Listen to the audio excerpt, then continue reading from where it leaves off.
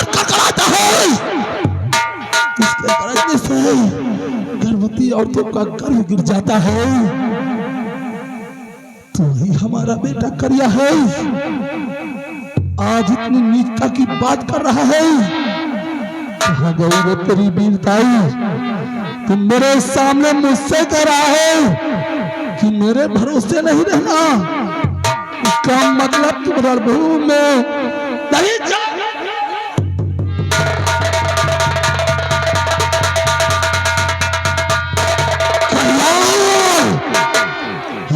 तूने हमारे दुश्मन की तारीफ की है हमारे सामने।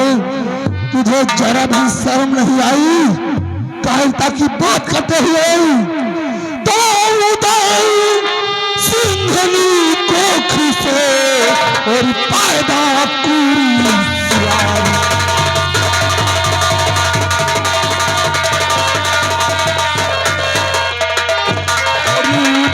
सिंघनी कोख से और पैदा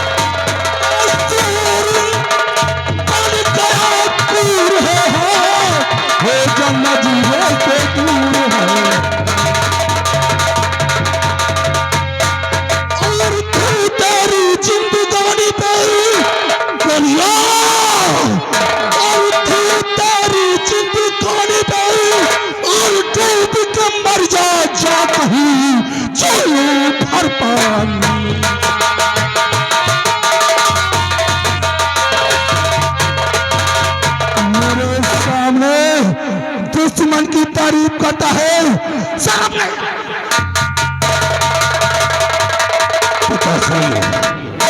तारीफ करने वाले की तारीफ की जाती है। वो तारीफ लायक है, वो इंसान नहीं है। इंसान के रूप में वो छुपे हुए कोई देवता है। जब आज करिया उनके सामने ऐलान जंग से भाग कर आया है। किसी तरह तो मैं अपनी जान बचाया हो, ना जाने उनके अंदर कितनी ताकत है। इसलिए करिया उनके सामने टहल गया है। पिताश्री आसमान तो हो गया है और मनुष्य नहीं है, कोई देवता है, कोई अवतारी है। उनके सामने हम एक मिनट ऐलान जंग नहीं कर पाए हैं।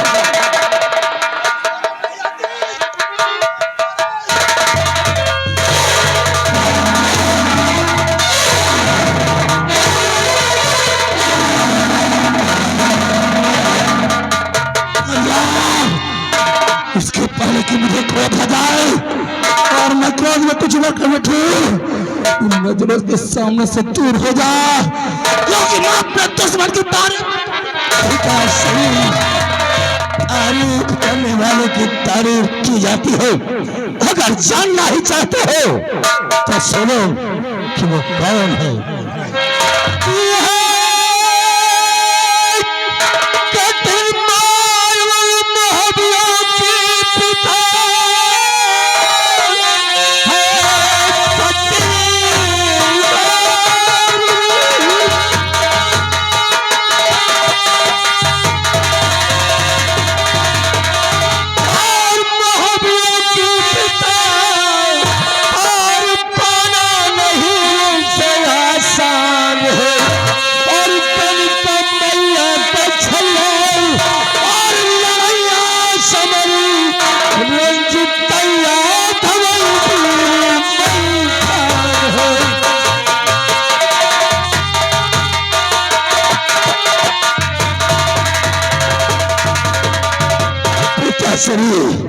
शायद तुम्हें नहीं मालूम है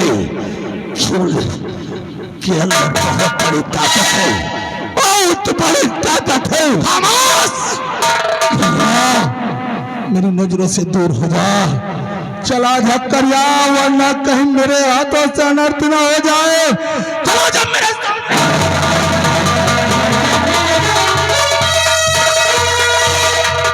सूरत देखने के लायक नहीं है। दरबारी देखा, जैसे हमारे बेटे करिया के चाचे हमारे सिम्मारो गढ़ में ही नहीं बल्कि पावन गढ़ों में है, जिसके नाम से लोग कांपते हैं, थराते हैं। इतनी कायरता की बात कर रहा है, ये बात करते हुए इसे जरा भी लज्जा नहीं आई। एक काम करो, कौन सा काम? जाओ हमारे बेटे सूरज को हमारे सामने पेश करो।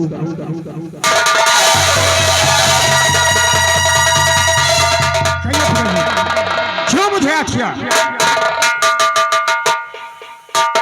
बेटा सूरज बहुत गजब हो गया। क्या हुआ? महबूबों ने इस बाड़े पर पे चढ़ाई कर दिया है। क्या? और तुम्हारा बड़ा भाई करिया जंग में गया था, लेकिन एक कायर की तरह वहां से तीर दिखाकर चला आया। बेटा तीर और मर जाऊंगा, लेकिन दुश्मन को तीर दिखाकर नहीं आऊंगा। सूरज बेटे तुम जंग मैदान में अकेले मत जाना। सूरज बेटे अपने छोटे भाई अनूपी और टोटल को भी साथ ले लेना। ठीक है बेटा। जाओ तीनों भाई जंग करो और दुश्मनों का सर काट कर हमारे सामने पेश करो। ठीक है पिताजी। और मैं सर काट कर तुम्हारे कदमों में डाल दूंगा। तुम्हें तो बहुत गर्व हो रहा होगा कि हमारा बेटा रणभूमि से तीर दिखाकर भाग गया है, लेकिन अब नहीं बच सकते क्योंकि मेरे तीनों बेटे सूरज अनूपी और टोटल आ रहे हैं, जिनके हाथों से तुम लोग बच कर नहीं जा सकते।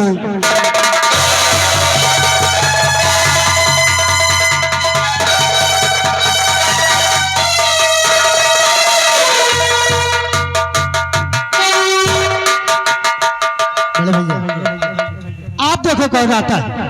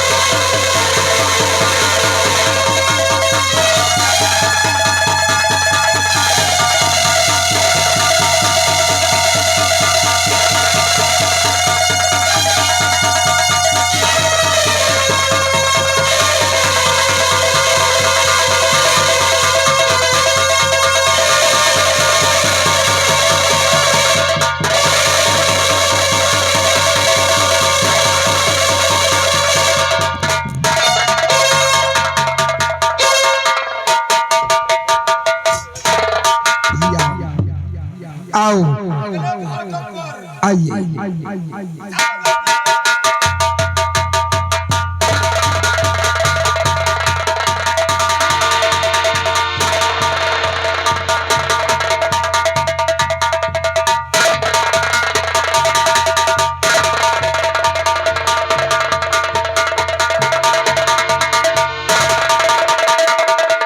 महाराज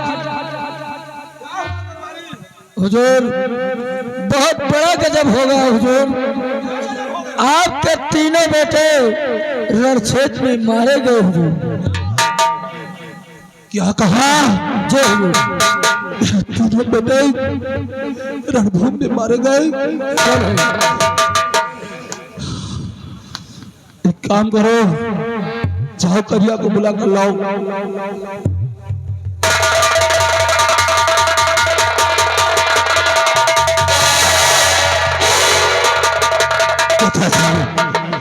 आपका बेटा करिया आपको प्रणाम करता है।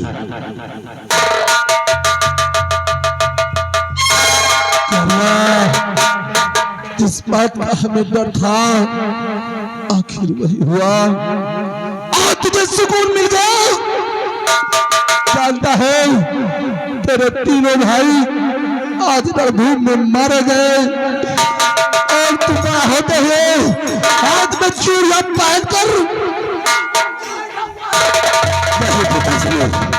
अगर हमारे तीनों भाई रण क्षेत्र में मारे गए हैं तो करिया अकेले जाएगा, या तो मार डालेगा, या तो आज उसे रण क्षेत्र में एक करिया भी अपनी जान की कुर्बानी देगा। लेकिन आप वापस अपना चेहरा आपको नहीं दिखाऊंगा। रुक जाओ बेटे, इस बार तू अकेले नहीं जाएगा। धरपाल जाओ, जो हमारे सिपाहियों की मशहूर जादूगरनी है, जादूगरनी साधु को बुलाकर हमारे सामने पेश करो।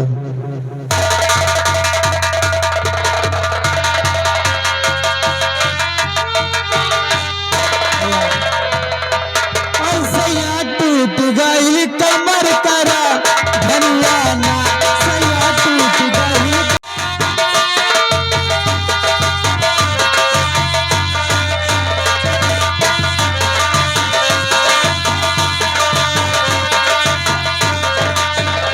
सैया टूट गई कमर करा धनियाना, सैया टूट गई कमर करा धनियाना।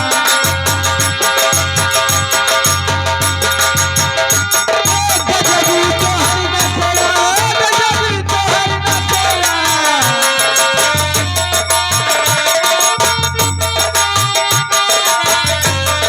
गजबी तो हर नखरा, गजबी तो हर नखरा। सावन गैया गजबी तो हर नखरा, सावन गैया गजबी तो हर नखरा।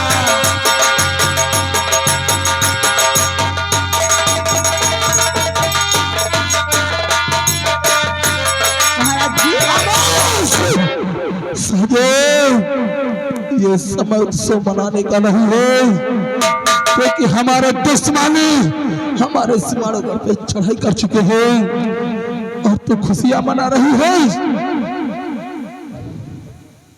सहदेव, कहिए महाराज। हमारा बेटा जंगल मैदान में जा रहा है, मैदान जंग में जा रहा है। तू इसके साथ जाएगी और हमारा बेटा करिया मैदान जंग में अपनी तलवार का जौहर दिखाएगा और तू वहां जाकर अपने जादू का कमाल दिखाएगी। अरे महाराज, मैं वहाँ कहाँ जाऊंगी?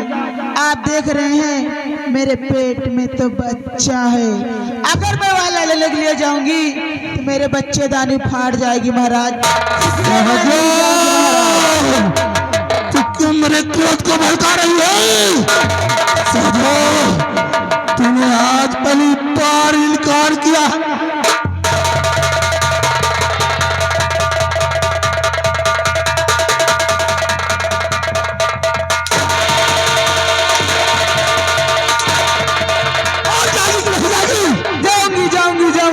मत कर, जाओ हमारे बेटे करिया के साथ और हमारे हमारे दुश्मन को भेड़ पकड़ा बना कर लेकर आ।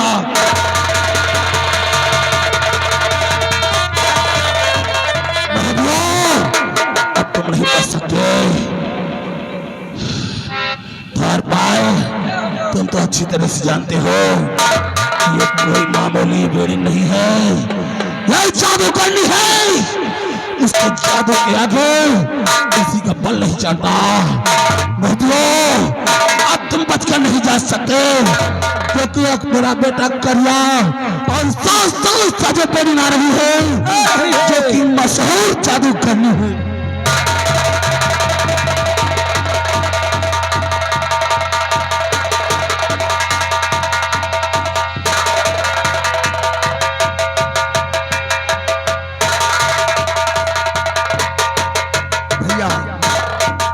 देखो कौन आता है।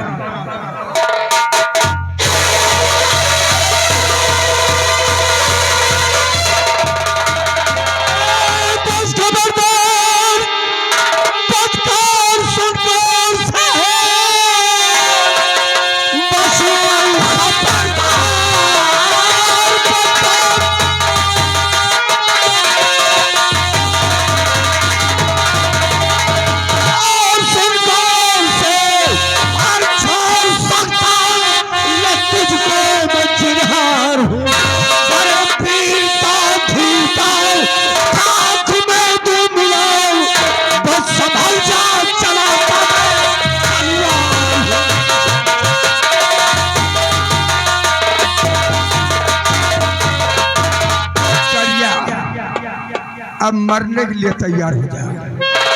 अंबाई धैर्य सूरज को देखना नहीं चाहते। आज या तो करिया मरेगा या तो सबों का शीश काट करके उसी पर्वत के पेड़ पर टांगेगा। तैयार हो जाओ।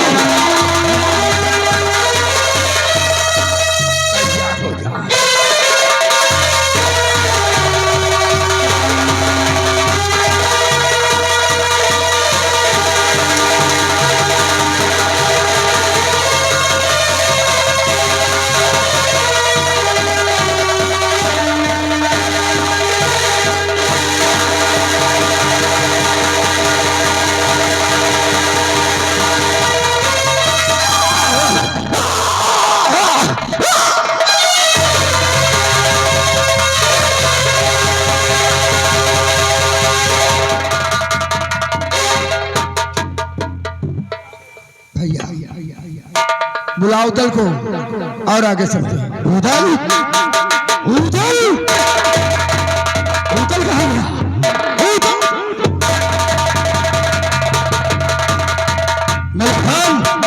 हमें तो लग रहा है कि वो जो साजो बेड़ी चक्कर लगा रही थी, हमें लग रहा है कि ये उसी की करामात है। आओ आओ हम लोग साधु का फेस बनाकर फिर चलते हैं। मलखान भैया इतना बड़ा माड़ो है और इस माड़े में अब हम लोगों को दोबारा साधु का भेष बनाना पड़ेगा और नगर नगर में घूम करके अपने छोटे भाई उदल का पता लगाना पड़ेगा। आइए भैया।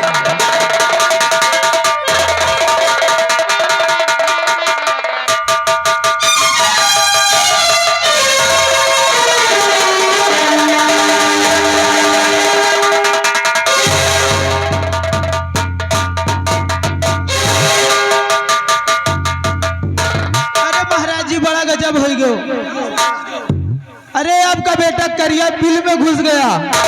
पक रही है साफ साफ बोल क्या हुआ?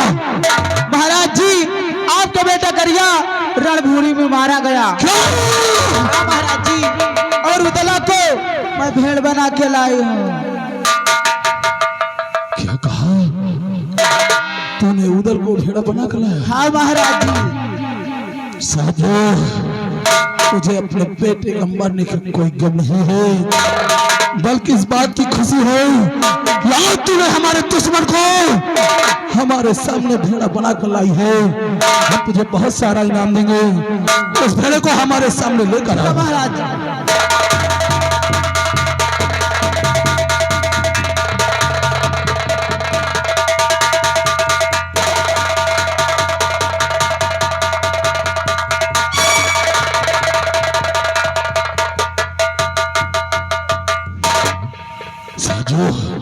तो तूने कमाल कर दिया।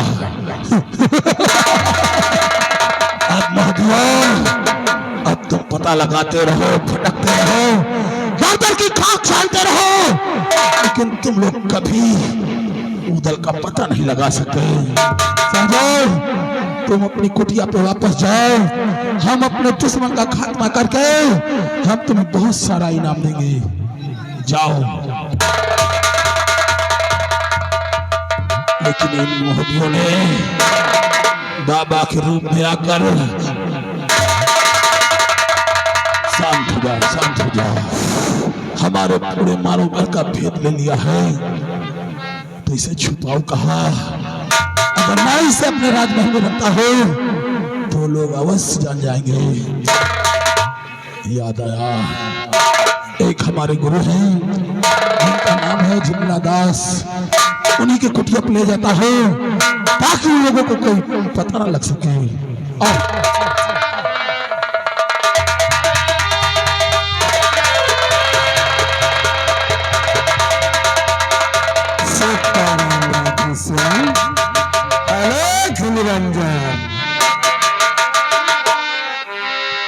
हेलो, अरे जिस भजन में राम का नाम ना हो, उस भजन